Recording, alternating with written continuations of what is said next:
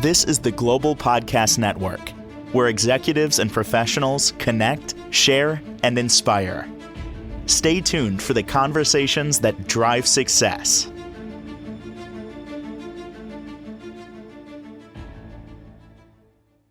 Welcome back to the show. Melvin Stokes here, joining us, our personal chef from Chef Tony's Kitchen, based out of Iowa City, Iowa. He joins us again today live here on the show, and we're excited to dive in to, what Chef Tony's Kitchen's all about. But before that, Happy New Year to you. How was the new year, sweetheart? Oh, the new year was great. It was fantastic. Did a little community event, but it was. I love peace in my life, and it was again every day is peaceful. Is peaceful, and that's kind of one of my goals. Find peace and do what I love. Perfect. Well, thank you for being here, for joining us. And for today, let's get started. I know we have three main topics. What's going on inside Chef Tony's Kitchen? Well, um, the I don't know if it's everything is happening. This reflection time has allowed me basically, like I said, to look back. But with the website, at coming on the podcast, I've gotten a lot of requests, which has really forced me or allowed me to actually create plans. I'm kind of excited about some of them, because I've created a plan for an individual that wants meals delivered on a regular basis, on a Yeah. weekly, how I can provide a variety of meals and allow some Are you flexibility. delivering them for the week and they keep them stored, or is it a daily delivery type situation? Actually, that's what I'm. If it's an individual, I would do like a weekly meal plan where I would once a week. I deliver like three meals that would could feed two people, or one person can have leftovers for the next day. That's kind of one plan, but somebody asked me if I could do a intimate dining for their family that's here in Iowa. And so as a result, I've been able to strategize, how can I do that? Am I going to go in their home and do a five-star dining for them and have it ready when they come home from work? And of course, I can seat them down, I can serve them, and then I can walk out the door and their kitchen is clean and they had a great meal, and all they had to do was enjoy it. And the last one, which I'm real excited about, someone wants me to teach 14-year-old. She says she has two 14-year-old daughters that know nothing about kitchens. Was asking, can I do a culinary class? Which I am so excited because I love That's teaching. great. Kids are they just need the exposure. So then she asked if I could do up to eight to 10 kids. So I'm kind of, getting the space together, creating a class structure plan. What are we going to teach? And yeah, man, I just love the idea. Kids need to learn good stuff. How to cook is one of the first things that I think, because otherwise they just go out and Yeah, get McDonald's. They go, of and course. Yeah. Uh-huh. but I did an event at a friend's house, and they have kids, the high school kids, and I had about four of the boys. We started talking. Well, of course, I was cooking, but we started talking about food, and these kids were so involved. It's like, man, I wanted. So I've actually been trying to get into the schools so I can do career days, or some kind of way to get in front of kids and some of the youth in our community, so they can maybe have an idea. Maybe cooking ain't a bad thing. Maybe cooking is good. Maybe I should try that. So I'm really excited about creating this. And I try to make more it's like a class that can be done in like 6 weeks, that can teach the basics, give them, start showing them some knife skills, letting them experience some things. And at the same time, preparing some simple little dishes while we're talking, and so they can try different things. Matter of fact, one of the first things that I know I'm going to do in this, the first class, is probably make a nice ceviche, something people have heard of ceviche, but they may not have had it, you know. So while I teach, I'll be able to create something that they can try and then maybe, get in there and get their hands on, teach them some knife skills. So I'm really excited about that possibility, prospect moving forward this year. Again, it's about laying the groundwork, which I think, I've been doing. I'm not I'm not afraid to do anything. I'm more excited for the opportunity to share whatever training and knowledge I've had with people that actually want to hear it. So a lot of good stuff to look forward to in the new year, and I think I'm ready. I think I'm ready, Joe. And more classes, right? More classes. Oh yeah, matter of fact, class starts today. Oh, Yeah, school starts today, so I'll be making some. Well, I think we're starting with biscuits and pancakes. oh But it my is goodness. so it's all good. Oh my goodness. What else do you have in store for us today on this New Year's episode? We are back here in 2026 with Melvin Stokes. Again, he's a personal chef at Chef Tony's Kitchen. And, really, he focuses on feeding your body what it needs and really helping people. This is amazing with his own cooking, his hands on experience and teaching. And again, he's here helping you with health and wellness, also virtually. Doesn't have to be in person. Right. One thing I did want to touch on, I think I touched on last week that you can't do anything alone. And Hmm. as I look back, um, the importance of community. Um, when I started this, one of my biggest fears was I got to cook all this food and I don't know who I'm going to feed. I didn't have a plan to feed people. But believe it or not, it was a community organization here in Iowa City that first of all, they gave me a grant to start a nonprofit basically to feed the members of my community. I mean, I didn't go work in the kitchen. I don't mind saying I've never worked in the kitchen. I worked in my kitchen. I fed my community here. But between the organization that actually helped fund my nonprofit, I started cooking I live in a like 30 unit community. And a couple of days a week, couple of 3 days a week, I'd put up a notice for dinner on such and such time. And to get my first degree, I that's what I did. I prepared all the meals, I served them. I think that's where that community commitment really shined through. Uh, when you I know I had one day I made a pot of soup, and we all know our grandmamas cook soup. We get sick, somebody said, give us a bowl of soup and, call me in the morning, but I had a lady, I made a huge pot of soup. And she said, Tony, I haven't slept that good since I can't remember. We know the soup is nutritious, especially when it's made with all fresh ingredients and stuff. Um, but it's not just the community we serve. Had Risvik not stepped in to provide me the help, I don't know. They gave me the emphasis to do the community thing. For my second degree, they actually they gave me another grant to start my business, and Amazing. they support for me. Matter of fact, that's probably where I will do my teaching classes. They have a tremendous community area with the kitchen and things like that. So it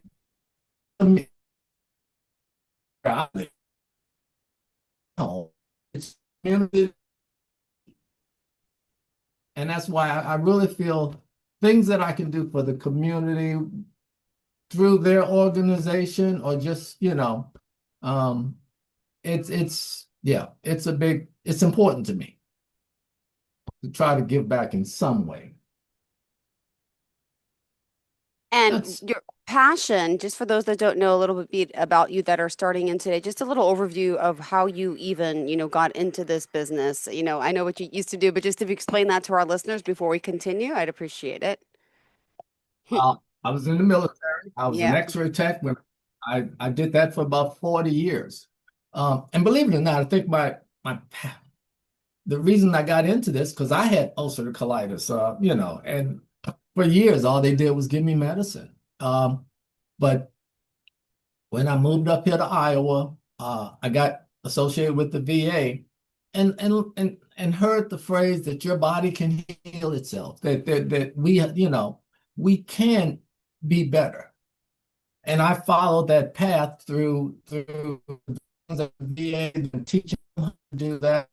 And the more I learned, first of all, I still work with my condition because it doesn't really go away, but I really just enjoyed helping veterans, and I didn't feel I knew enough. So, hey, when I retired, I decided I continue to learn.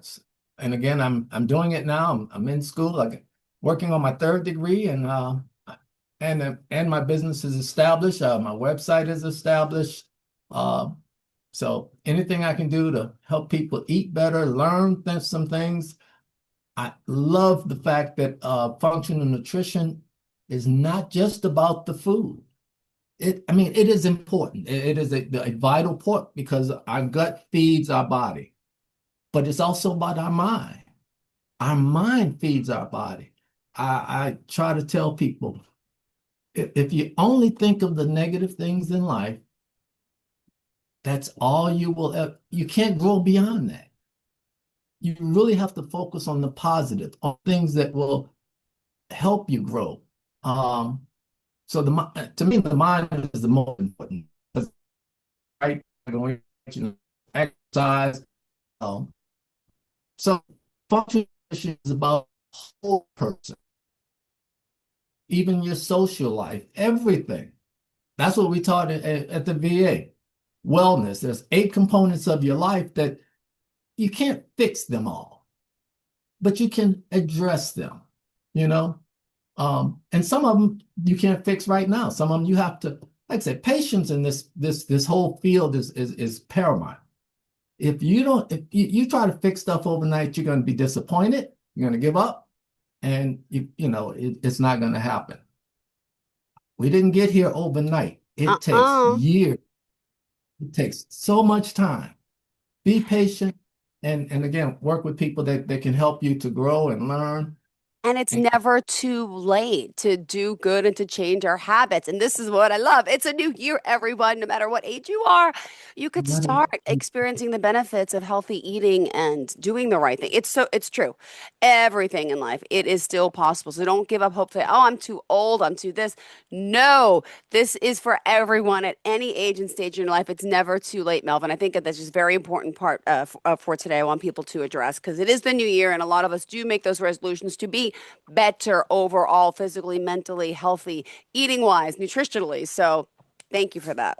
I never want to let people think that, oh, I have to wait until I'm 65. Please. I don't know where I'd be had I, started this 50 years ago. Yeah. Okay, 40 years ago, 30 years ago. You don't have to wait until you're retired and 65 to decide, oh, now is the time to do this. No, you start wherever you are. And you're right, it's never too late.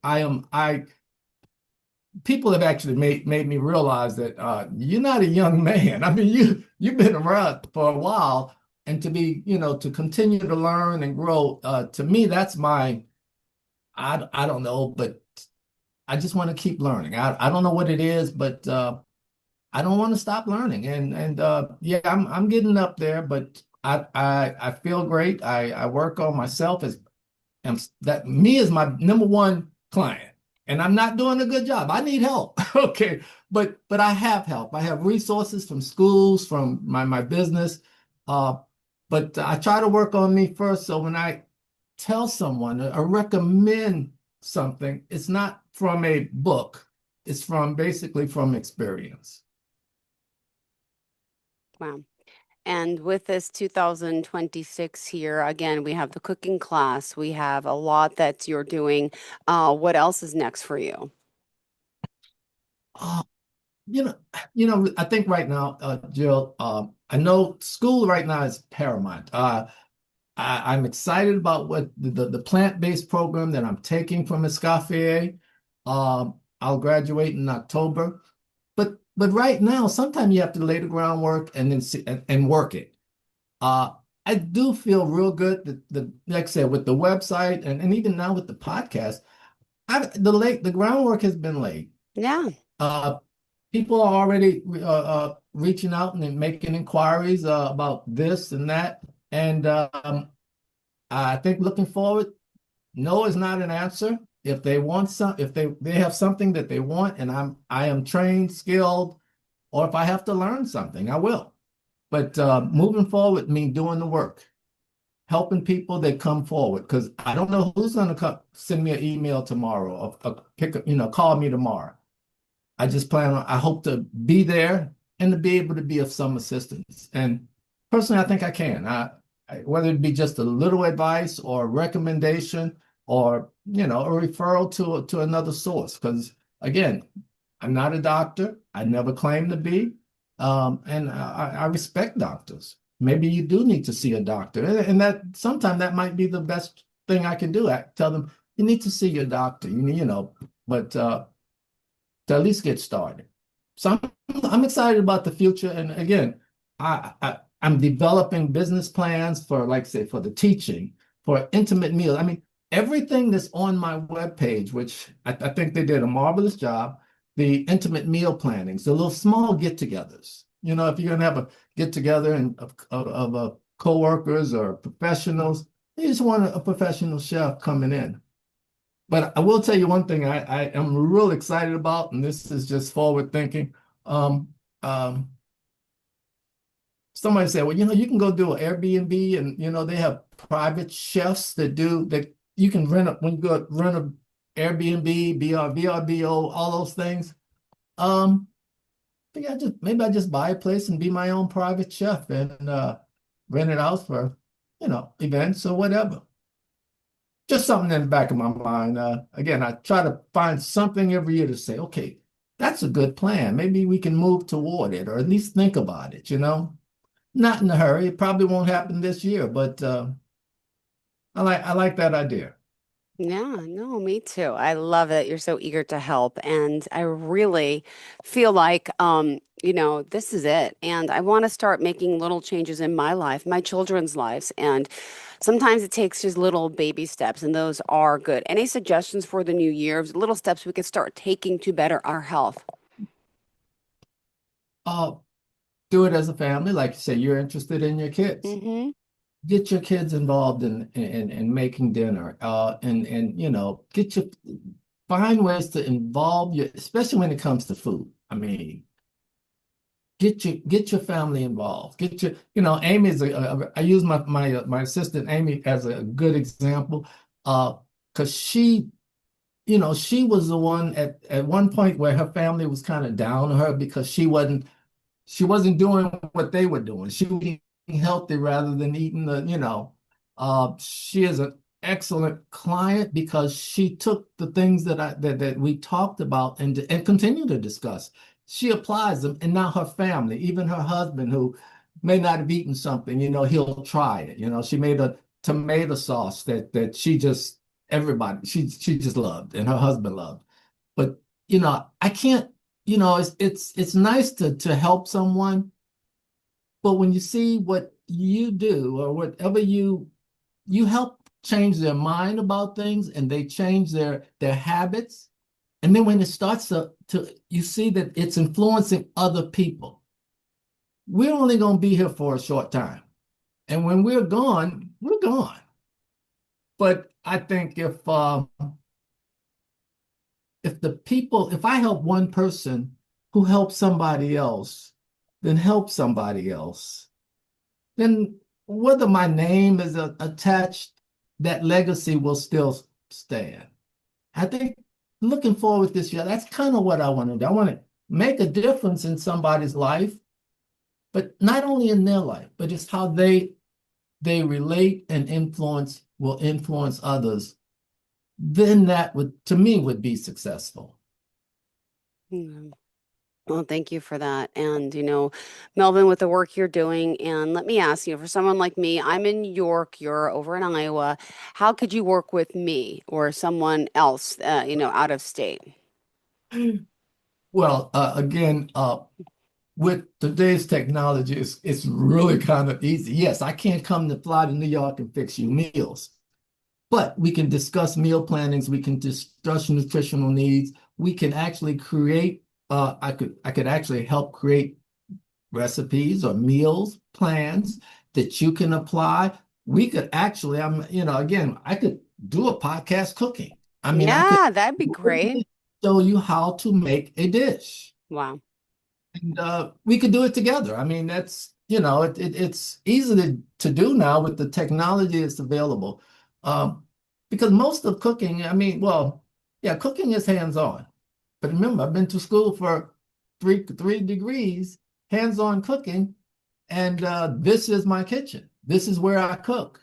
This is where I take pictures. So yes, clients that I don't care where you live, because cooking isn't going to be just about cooking, because it's going to be, especially when it comes to counseling, the functional nutrition part. We'll have weekly sessions.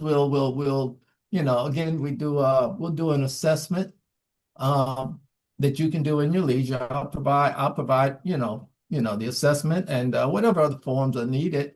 And then weekly, or however much we need, because every case, every individual, every situation is going to be different. What you want is going to be different than what somebody else wants. But Yeah. on a regular basis, I'll try to provide some resources and instruction, and then allow you to do it. That's what, I think that's what's nice about the virtual distance learning. I Hmm. can offer, I can share, I can give, but you got to do. Because I'm not flying to New York every day. So as a client of a distant client, the work is still on you. You are responsible. We are all responsible for our own actions. Now, like in school, if you go to school and you don't do the work, then you're not going to be successful. But if Yeah. someone is interested, they're gonna institute some practice, like reading labels. You know, pick the thing that has the less weird ingredients. But just simple things. And I hopefully, yeah, I'll never ask anybody to do something that's impossible. Of course, Yeah. and again, my one is that you got to start small with basic baby steps, and then you grow. And Amy is an excellent example of that. She started small, she felt better, she implemented things, and now she's just what can I say? She's my assistant, she's my consultant, and she's continuing to grow as a culinarian every single day. So it's good to see that the fruits of your labor, maybe is that's what it is? Yeah. So sharing and just watching people grow is Oh, I guess that's what I enjoy. oh my goodness. Well, thank you for that. And what else will be next? We got some podcasts, obviously. You got the cooking classes, and yeah, maybe we could do like a live episode here of you cooking. We got to get your cameras hung right. And we could do a live segment. You could teach us how to cook, or you could do that on your own. But this is great. I would love to see you in action, of course. I'll think about seeing if we can make that happen, maybe for the final one. We'll see. I can't promise. I'm not a journalist or photographer, but I'll see what we can do. Perfect. Well, Just thank you so much, Melvin, for being here. Tell us how we can reach out to you, please. Thank you. uh website is cheftoneskitchen.com. Email mstokesconsulting@gmail.com. Phone 815-631-1966. Perfect. All right. Thank you so much. Always a pleasure seeing you and looking forward to chatting more in the new year. Thank you again and enjoy your day, Melvin. Bye bye. This is the Global Podcast Network, where executives and professionals connect, share, and inspire. Stay tuned for the conversations that drive success.